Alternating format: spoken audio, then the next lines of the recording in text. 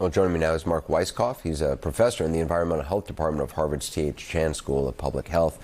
Professor, thanks for being with us. How big of a threat to public health do you think the president's funding cuts actually pose? It poses a tremendous threat to public health. I mean, it will shut down a lot at our place, all research, and in many places a lot of research and advancements in the future. Absolutely. There's a lot of people who don't really focus on how research is done. I mean, you say it'll shut down all the other research at your institute. Are there a lot of other places doing what the folks at the school are doing?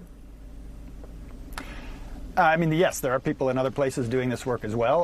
But I will say, and it was touched on in that piece you were just talking about, is that Harvard has the target on its back right now, and we seem to be the focus of attention. But similar things are being done to other schools, maybe not quite as high level as what's happening at Harvard, but they are finding other ways to talk with my colleagues in other places about this, to slow money, to stop paying on invoices that had been sort of already prearranged and paid. And so they are slowing the scientific process everywhere in maybe not quite as visible ways. But Harvard is at the top of that, but it's happening across the board. Part of your research, I understand, deals with military veterans developing ALS, which is obviously a horrible disease. What would the impact of these cuts, or any cuts on that work, do?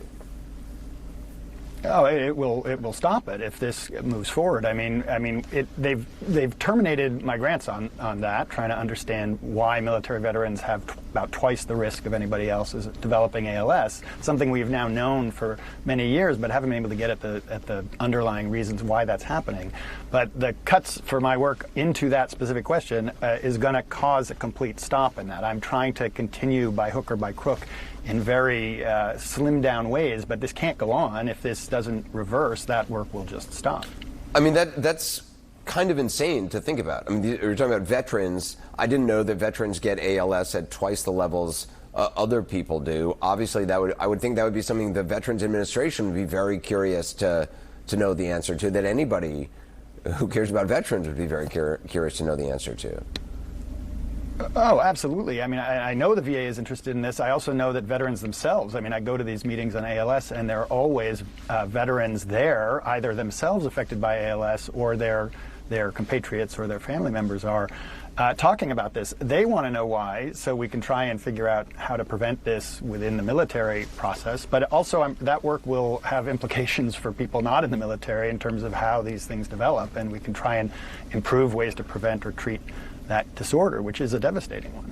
And if grants go away, I mean, this research that stops, is it easy to just pick it up again, or is it a question of got to recruit, a cohort of people, and how does it work?